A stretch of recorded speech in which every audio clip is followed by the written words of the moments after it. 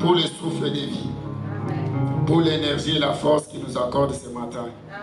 Je bénis l'Éternel pour l'homme d'aider le visionnaire, pasteur Désiré, qui n'est pas avec nous ce matin. Je bénis l'Éternel aussi pour la présence du docteur Emmanuel parmi nous. Et je bénis aussi l'Éternel pour les combattants d'élite, mes frères dans l'œuvre de Dieu, sans oublier les modérateurs de ce matin. Je bénis aussi l'Éternel pour ta présence. Amen. Ne regarde pas celui qui est à tes côtés, qui est venu, qui n'est pas venu, mais les repas étaient calculés ce matin pour toi seulement. Amen. Amen, amen. Est-ce que tu peux être gourmand une fois dans la vie? Donc, souvent on dit, et quand la bouffe est là, mais il n'y a pas d'autres personnes, on dit une bouche de moins. N'est-ce pas? Mais depuis la création du monde, Dieu avait déjà prévu que tu sois là ce matin.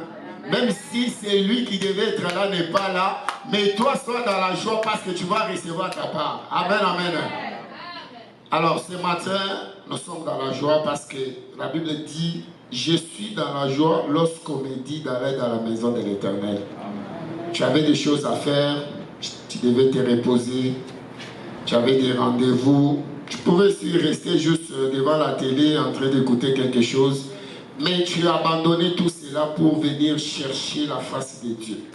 Pour venir adorer et louer avec nous ce matin. Bien-aimé, tu seras rémunéré. Amen, amen. La Bible dit, il est le rémunérateur de ceux qui les cherchent. Lorsque toi tu viens ici, tu es en train de chercher la face de Dieu. C'est comme tu viens aussi au travail. Il y aura un moment où tu seras payé. Parce que nous, quand on travaille aux 2 semaines, on attend un salaire, n'est-ce pas? De la même façon, quand tu viens dans la présence de Dieu, tu es en train de chercher la volonté de Dieu. Tu es en train de chercher comment connaître la profondeur de la parole de Dieu. Il y aura un moment où tu seras payé. C'est ça, la Bible dit, les rémunérateurs de ceux qui les cherchent. Et lui, quand il paye, c'est des millions. Amen, amen. Amen. Alors, rapidement, nous allons parler de notre thème ce matin. Je vais demander à l'ingénieur de nous aider avec les versets de base. Et tous nous sommes debout, nous allons honorer la parole. Dans Ecclésiaste chapitre 9, verset 1er. C'est un seul verset, nous allons lire ensemble. Ecclésiaste chapitre 9, verset 1er. Est-ce que nous pourrons lire ensemble? Oui, j'ai appliqué mon cœur à tout cela. J'ai fait de tout cela l'objet de mon examen. Et j'ai vu que les justes et les sages et leurs travaux sont dans la main de Dieu. Et l'amour aussi, bien que la haine. Les hommes ne savent rien. Deux points. Tout est devant eux. Est-ce qu'on peut relire la dernière phrase? Les hommes ne savent rien. Tout est devant. Encore une fois. Les hommes ne savent rien. Tout est devant eux. Amen, amen. Prenez place, s'il vous plaît. Alors, ce matin, nous allons parler de tout est accompli. Amen, amen. C'est le thème que nous allons développer. La dernière phrase parle de les hommes ne savent rien, deux points, tout est devant eux. Amen, amen. Vous savez, aujourd'hui, il y a des choses qui se passent dans nos vies où nous pensons connaître, mais en réalité, nous ne connaissons rien. Ici, on parle des sages, on parle de justes, on parle des médecins, des gens intelligents qui prétendent connaître. Mais en réalité, ils ne connaissent rien. Parce que la Bible dit que tout est devant eux. C'est comme aujourd'hui, il y a beaucoup de chrétiens, ils fréquentent les églises. Venir à l'église, bien aimé, n'est pas synonyme d'accepter Christ comme Seigneur et Sauveur. Amen, amen. Parfois, on vient à l'église par formalité, pour faire plaisir à quelqu'un, pour honorer l'invitation à quelqu'un, parce qu'on s'ennuie à la maison. Bon, je vais aller passer un peu de temps à l'église. Mais en soi, il n'est pas encore prêt d'accepter Jésus comme Seigneur et Sauveur. Amen, amen.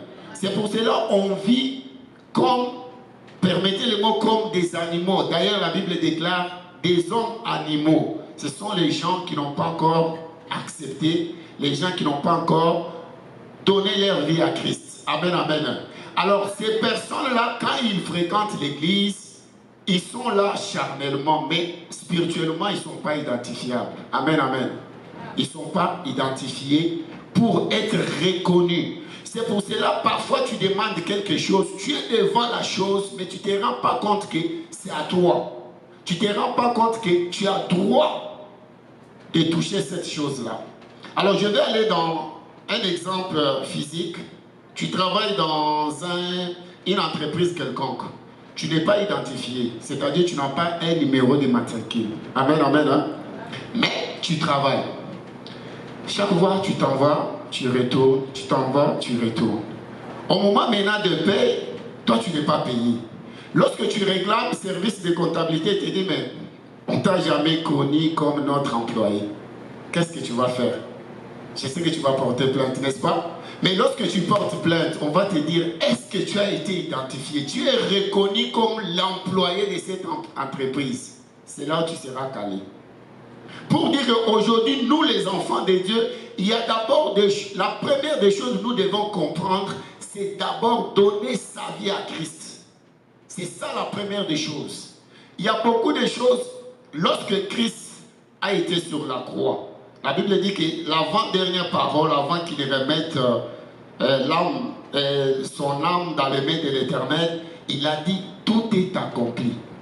Et dans les tout là, ça veut dire que c'est la totalité de ce qui t'appartient. L'héritage, la gloire, la santé, l'élévation, la promotion, toutes ces choses-là sont dans le tout est accompli. Mais comme maintenant tu n'as pas cette connaissance-là, c'est pour cela aujourd'hui beaucoup de chrétiens se plaignent. Quand il y a quelque chose qui ne marche pas, ah moi je ne sais pas pourquoi les choses ne marchent pas. Tu vois, il y a certaines choses, on acquise trop les sorciers, on acquise trop les liens de famille. Mais la Bible dit que si quelqu'un est en Christ, il est devenu une nouvelle créature. Les choses anciennes sont passées et voici les choses nouvelles commencent. C'est-à-dire, oui, tu peux appartenir d'une famille quelconque. Dans cette famille-là, on a dit, on ne peut pas se marier. Et à chaque fois, quand toi, tu croises un homme, ou bien tu croises une femme, après un temps de relation, ça finit comme ça, sans suite. Ou soit tu essaies de te marier, après 3 mois, 6 mois, c'est le divorce. Après, tu te dis, mais pourquoi les choses ne marchent pas? Parce qu'il y avait une parole qui a été prononcée dans la famille, que cette famille, on ne peut pas se marier aussi facilement, ou bien on ne peut pas se marier, bien qu'il y a des belles filles dans la famille, il y a des beaux garçons, mais jamais le mariage, c'est leur partage. Mais si toi maintenant tu es en Christ, tu sais que non, moi, je ne suis pas de cette famille-là. Amen, amen. Je suis en Christ. Et si Christ est en moi, c'est l'espérance de la gloire. Si je suis en Christ, personne ne peut pas m'obliger de faire quelque chose en dehors de la volonté de Dieu. C'est en ce moment-là, vous voyez qu'il y a des gens, ils ont tout devant eux. Comme la Bible dit que les hommes ne savent rien. Nous les hommes d'aujourd'hui, surtout notre génération, nous connaissons presque tout. Avec la technologie, avec la mondialisation, tout le monde, il suffit seulement, tu prends un téléphone Android, tu deviens coach. Tu deviens enseignant, tu deviens prophète, tu deviens je ne sais pas quoi. Mais en réalité, quand tu suis la personne, tu vois qu'il ne connaît absolument rien. Ce qu'il dit et ce qu'il vit, c'est le contraire. Mais tellement qu'on est maintenant entré dans le monde, là, ah non, je suis abonné de tel coach. Un tel a dit, la femme ne peut pas faire ça. Les autres aussi, l'homme ne peut pas faire ça. Finalement, on va suivre qui? Mais si la parole de Dieu est en toi, tu sais, non, moi, mon modèle, c'est Christ. Si je suis en Christ, je dois vivre comme Christ. Qu'est-ce que la parole dit à ce sujet? En ce moment-là, tu ne seras pas tantôt plutôt parce que tu as entendu, parce que tel a dit, parce que dans la famille, en réalité, non. Même si tu viens dans une famille où on ne peut pas finir les études, mais toi, tu as envie d'aller jusqu'à l'université. Tu vas t'élever. Tu te dis, non mais, moi je ne suis pas comme ma soeur. Par exemple, moi je m'appelle Trésor. Je ne suis pas comme Esther, je ne suis pas comme Marie. Moi c'est Trésor. Si Marie a échoué, mais moi je dois aller loin. Si Esther n'a pas passé au cégep, moi je dois aller jusqu'à l'université. Donc c'est-à-dire qu'en te connaissant d'abord l'identité que tu as bien aimée, c'est ce qui va faire en sorte que tu puisses accéder à tout est accompli. C'est-à-dire la bénédiction est là. Maintenant, il demande juste d'ouvrir la porte, entrer et prendre et sortir. Amen, amen. Alors, nous allons évoluer. Première, les clés. Ici, il y a des portes qu'on peut entrer facilement. Il y a des endroits où les portes, c'est rien. Donc, tu n'as pas besoin de la clé, tu n'as pas besoin des codes. Mais il y a des portes pour accéder, ça demande des codes. Amen, amen. Il y a même des portes, la Bible dit qu'il y a des portes qui parlent, qui posent des questions. On va voir tantôt. C'est-à-dire, quand toi tu veux faire quelque chose, on te demande, mais qui es-tu? Pourquoi toi tu veux entrer? Parce que dans le monde d'aujourd'hui, il y a des recommandations. Si par exemple ton oncle est ministre, ta tante est députée, et que tu cherches un endroit où travailler, on te fait une recommandation. Lorsque tu présentes, la personne est seulement député tel ou bien ministre tel, directement il oublie tes qualifications. Si tu as étudié, si tu es compétent, directement il dit, ah ok ça va, ça vient de son excellence, ok c'est bon, on va t'appeler. Mais ici, lorsque tu arrives devant une porte, il y a des portes où tu peux passer, mais il y a des portes où tu ne peux pas passer. On te demande de t'identifier.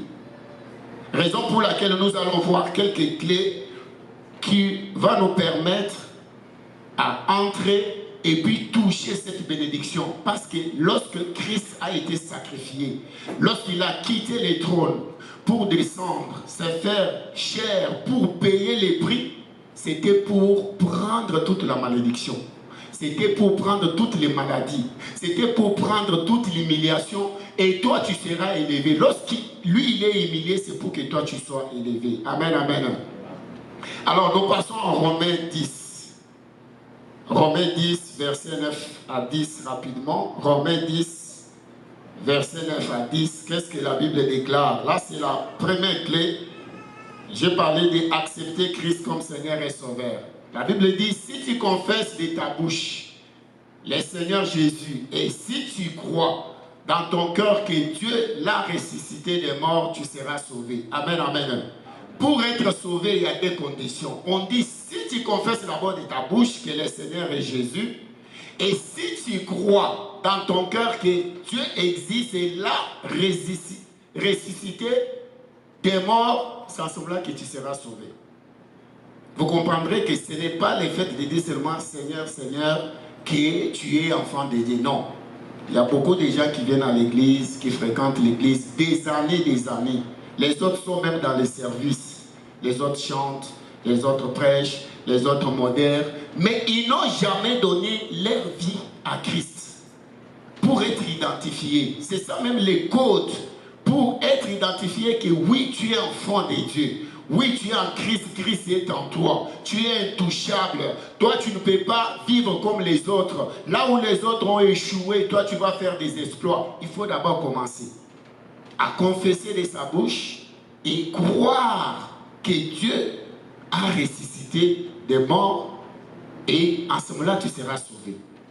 Maintenant, lorsque tu as cette identité, c'est ça même les codes pour entrer ou bien pour mettre dans certaines portes, parce qu'il y a des portes résistantes, des portes qui sont vraiment têtues. Même si tu as la clé, mais tu entres comme ça, on te dit non, cette porte-là, il n'y a que Big Boss qui a la clé.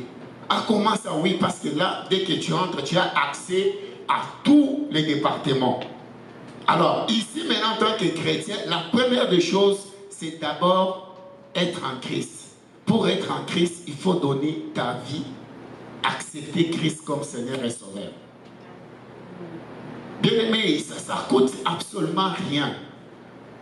On ne va plus t'efforcer. Il faut que dans ton cœur, toi-même, tu te sens que non, là, je me sens prêt de donner ma vie, de suivre Christ, de le servir, de vivre comme lui il veut, pas comme moi je veux.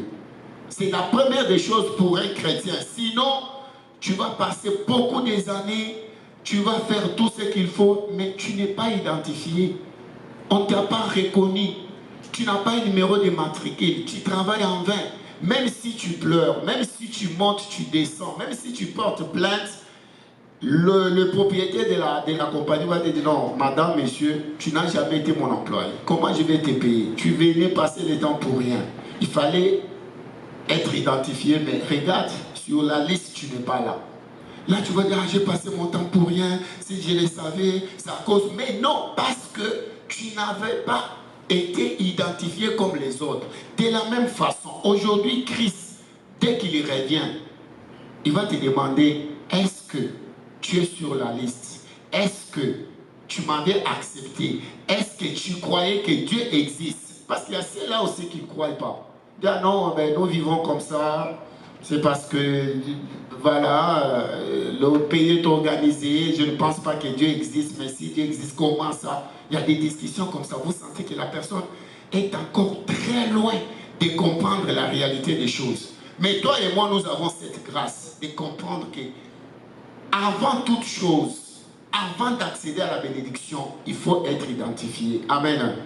L'identification dont je parle, c'est accepter Christ comme Seigneur et Sauveur. Si tu ne l'as pas encore fait, ce n'est pas trop tard.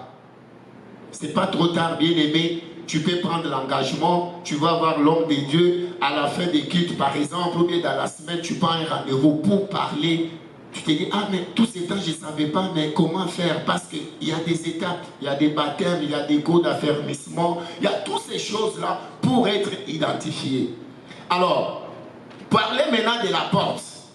Lorsqu'on parle maintenant de la porte, qui est la première des choses, nous voyons dans Psaume, chapitre 24, verset 7. 7 à 8. On parle une question, c'est-à-dire qu'il y a des portes, lorsque tu te présentes, toi tu peux te présenter au nom de ta mère, au nom de ton père. Au nom, je viens au nom, je suis l'enfant de Chiban, par exemple. Là c'est le nom de mon père. Non, je viens de nom de Chibanda, par exemple. On va te demander, mais c'est qui Chibanda? On ne les connaît pas? Parce qu'il n'y a qu'un seul nom. Amen, amen. Ici on dit porte, élevez vos linteaux. Élevez-vous, porte éternelle, que le roi de gloire fasse son entrée. Verset 8. Qui est ce roi de gloire? L'Éternel fort et puissant, l'Éternel puissant dans les combats. Amen, amen. Il y a des choses que toi tu t'élèves, tu te dis, mais je pense que j'ai maintenant l'âge de me marier. Et puis on te pose la question, mais toi tu vas te marier en tant que qui? Tu es l'enfant de qui? Est-ce que tu ne sais pas que dans ta famille on ne se marie pas? Pourquoi? Parce que tu es allé avec les noms de ton père. Or, les noms de ton père ne peuvent pas te sauver. Amen. Il n'y a que les noms de Jésus-Christ. Lorsque tu te présentes, comme j'ai dit tantôt, qu'il faut d'abord être identifié. Lorsque tu te présentes, tu te dis non, non, moi en tant qu'enfant de Dieu, enfant de Dieu, Christ est en moi. Si Christ est en moi, je suis plus que vainqueur. Si Christ est en moi, je suis plus fort. Donc, celui qui est en moi est plus fort que celui qui est dans ce monde. En ce moment-là, les choses vont se débloquer. Mais lorsque toi, tu te présentes, tu te dis non, moi, parce que je suis maintenant stable financièrement, maintenant, je pense que c'est le temps maintenant de faire les enfants. Bon, je sais que maintenant, c'est le moment. Non, on va te dire, mais en tant que toi, écoute, c'était déjà dit depuis tes enceintes que jamais vous, dans votre famille, vous allez vous marier. Jamais dans ta famille, quelqu'un va avoir un enfant. Jamais tu vas avoir un boulot malgré tes diplômes. Toi, tu vas avoir peut-être des petits boulots comme ça qui ne payent absolument rien, malgré tes études. Après, tu te dis, mais comment les choses ne marchent pas? Parce que tu es allé avec les noms de ton père. Est-ce que ce matin, tu peux maintenant accéder à ta bénédiction au nom de Jésus? Est-ce que je parle à quelqu'un? Parce qu'il y a des portes têtues comme celle-là. Il dit, mais qui est ce roi de gloire pour qu'on ouvre la porte enfin qu'il fasse son entrée? Il y a des endroits où on te dit, mais toi, on ne sait pas. Tu es l'enfant du premier ministre, on s'en fout. De toutes les façons, ce n'est pas lui qui nous paye ici. Prouve-nous que tu mérites ces postes. Ou soit si tu veux peut-être avoir un enfant, tu t'es marié, tu fais la fête, tout. la femme, à chaque fois quand elle reçoit la grossesse, lorsqu'elle atteint le temps d'accoucher, avortement. Tu commences à te poser des questions. Comment ça, moi je ne peux pas avoir l'enfant? Tout ça, est-ce que c'est mon oncle? Est-ce que c'est ma tante? Parce que tu veux aller avec ton nom, tu veux aller avec le nom de ton père. Or, ces noms-là n'ont pas la capacité, n'ont pas la puissance de déclencher la bénédiction dans ta vie. À partir de ce matin, sache que bien aimé, lorsque tu es en Christ, chaque chose doit s'opérer au nom de Jésus-Christ.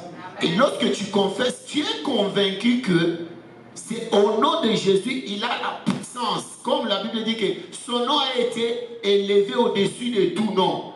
Amen. Où tout genou fléchisse, où toute langue confesse qu'il est le roi, le Seigneur, le Seigneur. Amen. Alors lorsque tu te présentes devant une maladie, tu n'as pas trembloté, ou soit tu commences à penser, mais comme le médecin a dit, bon, généralement, vous savez, dans ton cas, avec l'expérience, on sait que non, la maladie ne finit pas, mais tu vas continuer toujours à prendre des médicaments. Non. Quand tu sais que tu as Christ, tu vas t'élever parce que là, tu connais maintenant ton identité. Là, tu connais maintenant la parole. Tu vas prier en fonction de ce que tu connais, en fonction de ton identité. Les médecins, oui, on les respecte beaucoup, on en a déjà un parmi nous, mais ils sont limités. Amen. Ils sont limités. C'est là où la Bible dit que là où la pensée de l'homme s'arrête, c'est là où la pensée de Dieu commence. C'est pour dire que même les sages, même les intelligents, les gens vraiment très très doués en matière, il y a un moment ils seront bloqués. Ils seront bloqués. Pourquoi? Parce qu'ils sont des hommes et ils connaissent absolument rien. Alors, deuxième clé, c'est la connaissance, avoir la connaissance. Ici, je ne parle pas de la connaissance scientifique. Je ne parle pas de la connaissance politique. C'est la connaissance de la parole. Ingénieur Osée 4, verset 6. La connaissance de la parole. La parole de Dieu bien-aimé, si vous la connaissez, vous allez commencer à la vivre, vous allez commencer à la pratiquer. Ici, la Bible dit, mon peuple est détruit parce qu'il manque la connaissance. Et on ajoute, parce que souvent, la dernière phrase, beaucoup de gens ne s'intéressent pas. Ils disent seulement, mon peuple est péri, mon peuple est péri. Mais ici, on ajoute, puisque tu as rejeté la connaissance, tu seras rejeté. Tu seras dépouillé de mon sacerdoce. Puisque tu as oublié la loi de ton Dieu, j'oublierai aussi tes enfants. Vous voyez que ici, on parle maintenant d'une autre génération. Parce que toi, tu ne veux pas écouter la parole. Tu ignores la parole, Dieu va te rejeter, pas seulement avec toi, mais avec tes enfants. Vous voyez? Donc ça veut dire que nous les parents, nous avons cette obligation de connaître la parole, de vivre la parole pour que nos enfants ne puissent pas souffrir plus tard. Amen, amen. Alors ici, deuxième clé, c'est la connaissance de la parole de Dieu. La connaissance de... Tu sais, même dans le monde actuel, si tu connais quelque chose, tu es fier de toi-même. Si tu connais quelque chose, personne ne va te manipuler facilement. Si tu connais, surtout dans ces pays, si tu connais tes droits, personne ne va te manipuler. Mais si tu viens d'arriver, tu ne sais pas par où commencer, il y a quelqu'un qui va manger l'argent à ta place. Quelqu'un qui va prendre une carte de crédit et puis commencer à l'utiliser à ton nom, mais toi tu ne sais pas. On a vécu des choses comme ça. Pourquoi? Parce que la personne était bleue. La personne vient d'arriver, il ne sait pas comment ça se passe. Mais après des années, il s'est rendu compte qu'il avait une carte crédit. Mais c'est quelqu'un d'autre qui l'utilisait. Et ce crédit, cette dette-là, maintenant, s'est collée à sa tête. Pourquoi? Parce qu'il connaissait absolument rien. Alors, ici, deuxième clé, lorsque tu pries, tout en étant déjà en Christ, tu dois prier en fonction de la parole que tu maîtrises. Prenons exemple. L'ennemi vient te parler. Ah non, tu vois, avec les médecins, que c'est que le médecin a dit, on ne sait pas, qu'est-ce que tu vas faire, ça ne sert à rien, tu vas vivre avec ces cancers, d'ailleurs il te reste autant de mois pour vivre. Là, c'est l'ennemi qui te parle. Mais toi, quand tu connais la parole, tu as dit non. Il est écrit que par tes maîtressures, je suis guéri. Pourquoi? Parce que tu connais déjà que dans le tout est accompli, donc il y a aussi la maladie. Il y a aussi la souffrance. Est-ce que moi je dois encore tomber malade? Non. Par exemple, tu es dans un mariage, tu viens de te marier, maintenant tu attends un enfant, la grossesse n'arrive pas. 305 ans. Et là, c'est la belle famille. Souvent, c'est la belle famille qui commence. Mais toi, tu es venu manger l'argent de notre frère. Mais jusque là, l'enfant, on ne voit rien. On te met mal à l'aise. C'est les amis aussi, mais elle se dit belle, mais jusque là, on ne voit rien. Et là, tu commences à être mal à l'aise. Mais si tu connais la parole, tu vas dire, ah, la Bible, il est écrit dans la Bible que dans mon pays, dans ma maison, il n'y aura pas une femme stérile. Moi encore, celle qui peut avorter. Est-ce que moi, je dois vivre comme ça? Non. Tu t'élèves dans la prière tout en connaissant tes droits. Au lieu d'aller pleurnicher chez les médecin va te prescrire des choses. Tu vas prendre ça, après tu vas prendre ça. À un moment donné, tu vas dire, ah non, je vais aller voir les médecins traditionnels. Et aussi, ils vont mélanger des choses. Tu prends des choses qui sont en train de te détruire intérieurement avec tes organes sans le savoir. Mais or, si tu connais la parole, tu vas t'élever dans la prière compte tenu de ce qui est écrit. Parce que l'ennemi, quand il vient te parler là, c'est pour te dérouter. Jésus lui-même, la Bible dit qu'après 40 jours de jeûne et prière, Satan n'a pas eu peur. Hein, parce que Satan, quand il vient, l'ennemi, quand il vient, il ne regarde pas ton statut. Ah, tu es costaud de taille, tu es belle, tu es intelligent, tu es ceci. Non, il va venir te tenter. Il déforme la parole. Il a tenté Christ pendant 3 fois. Il va Christ fatigué, il dit, ben, si tu es Dieu, mais tu peux changer ces pains, tu peux changer cette pierre en pain, parce que tu as faim. C'est vrai, il avait la capacité, mais il s'est dit, si moi j'opère ça, automatiquement j'obéis à sa parole.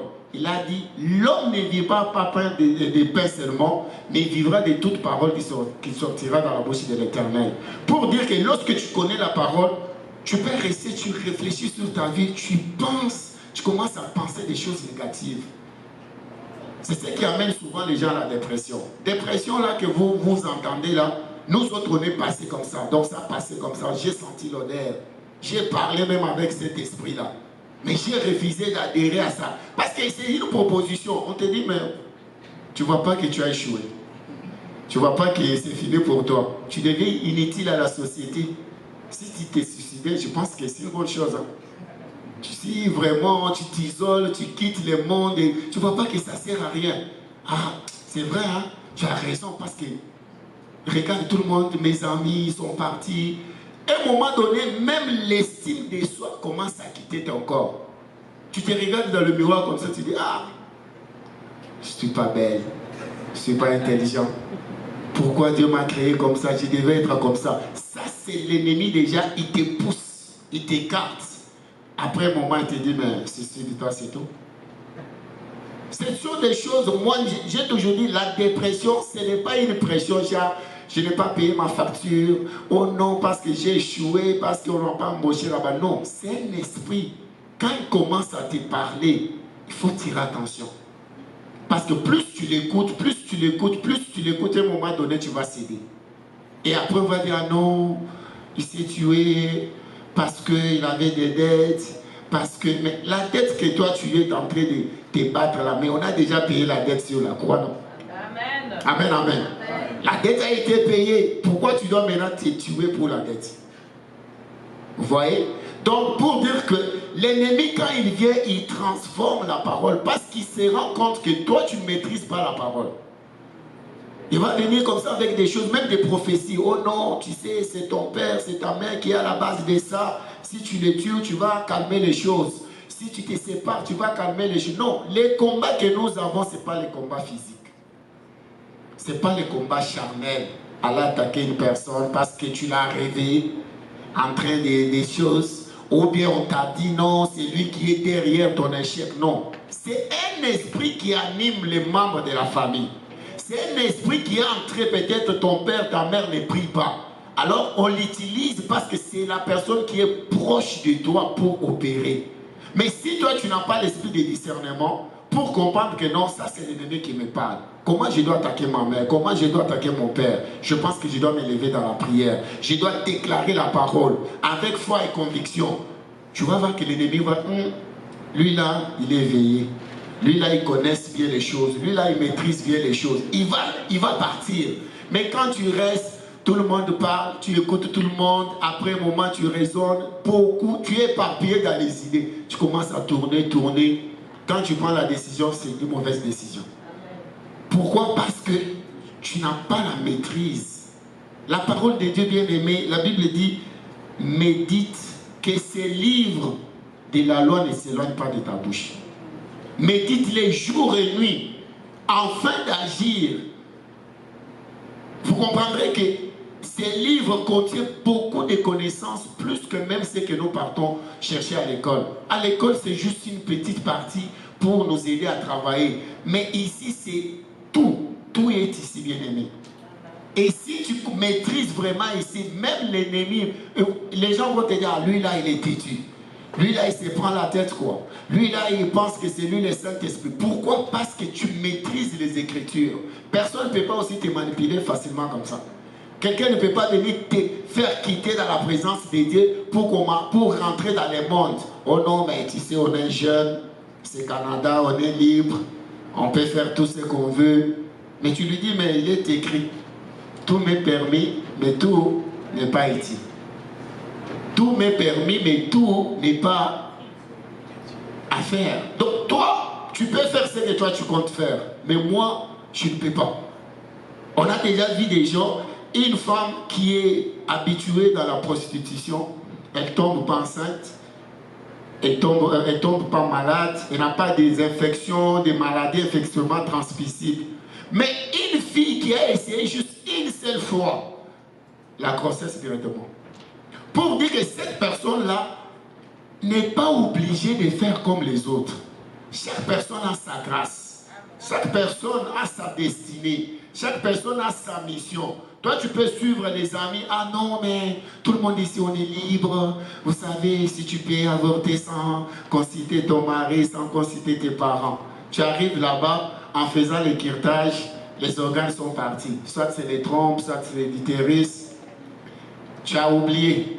Après un moment donné, tu trouves un bon monsieur, friqué de pognons. Alors, il commence à attendre un enfant. L'enfant ne vient pas. Pourquoi? Parce que les trompes étaient déjà parties. En faisant les curetages. C'est bien, ici on est libre, on avorte comme on veut. Mais attention, il y a des conséquences. C'est pas pour rien, moindre intervention chirurgicale, tu dois nous signer. Tu dois signer les papiers. Les papiers là, ce n'est pas un plaisir.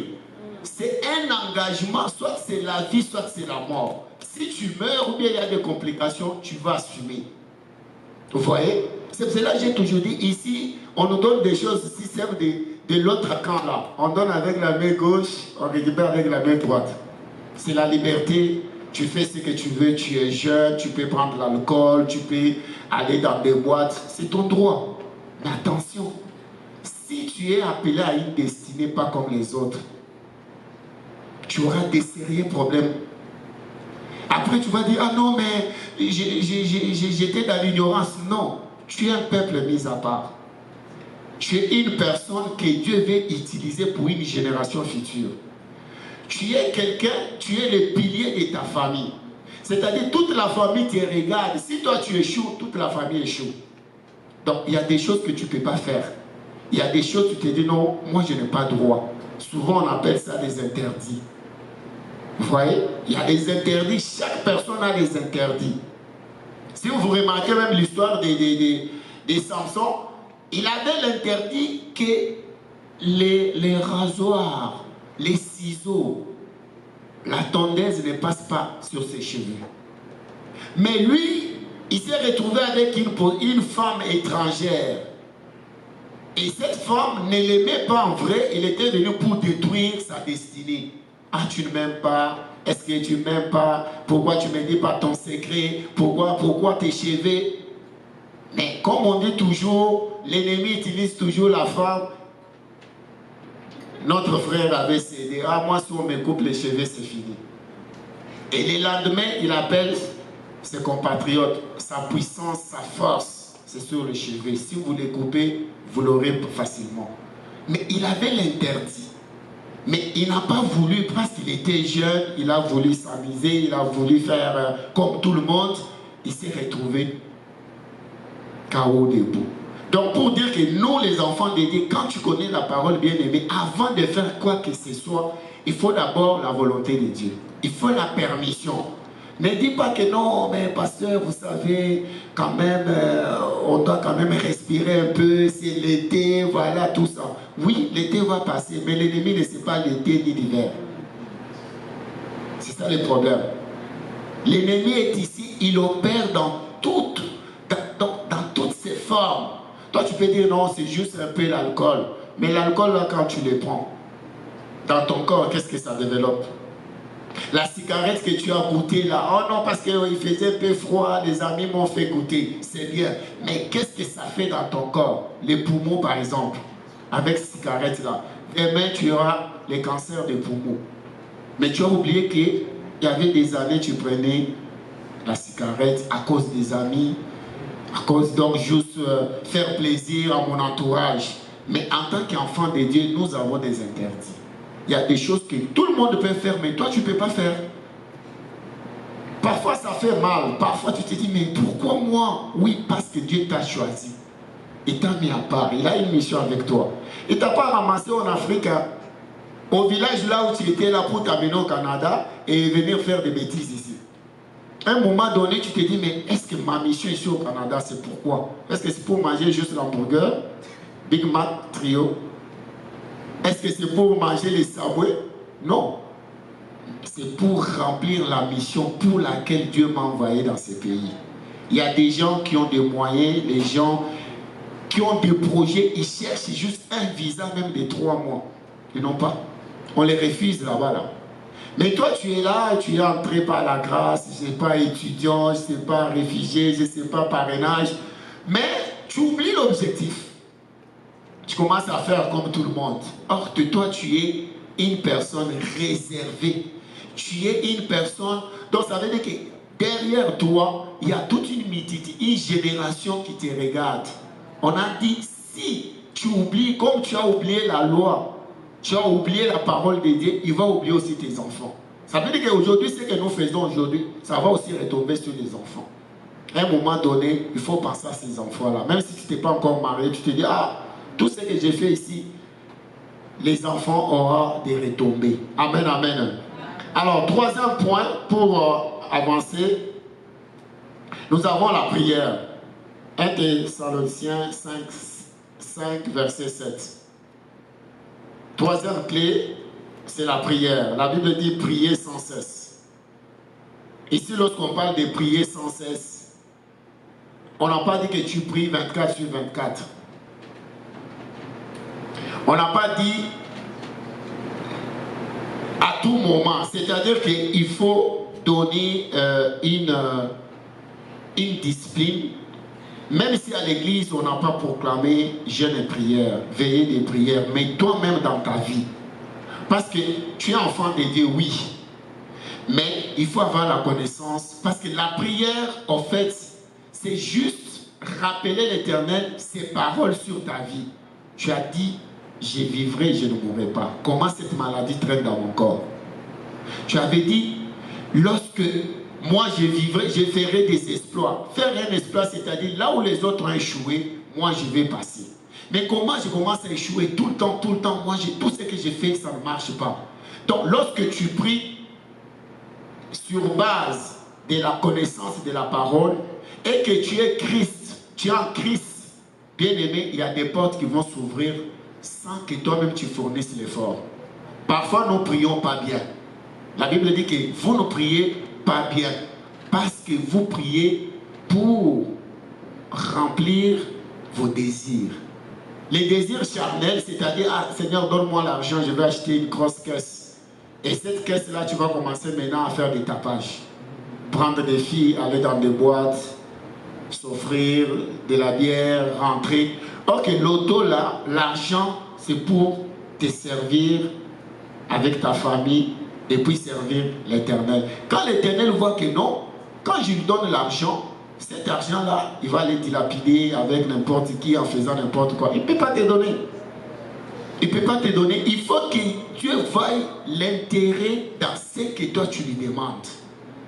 Donc c'est-à-dire que quand tu demandes quelque chose, tu as des projets. Et dans ces projets-là, l'Éternel a aussi sa part dedans. Ce n'est pas Éternel, donne-moi le travail. Il te donne le travail, tu disparais. Frère, tu ne viens pas à l'église. Oh, pasteur, je deviens trop busy. Je deviens trop, écoute, le travail, pasteur, beaucoup de choses, vous savez, pour nous les hommes d'affaires. Ah ouais? Toi, un homme d'affaires aujourd'hui, mais tu as oublié que nous avons pleuré tous ici. Seigneur, accorde-lui le travail. Seigneur, donne-lui la promotion. Seigneur, que ses affaires marchent. Mais une fois que les choses marchent, tu oublies, tu commences à... Quand pasteur appelle là, c'est juste pour l'argent du loyer. Je sais, bon, je veux envoyer l'argent. Non, bien aimé, on n'a pas besoin seulement de l'argent du loyer. On a besoin que tu sers Dieu avec cet argent.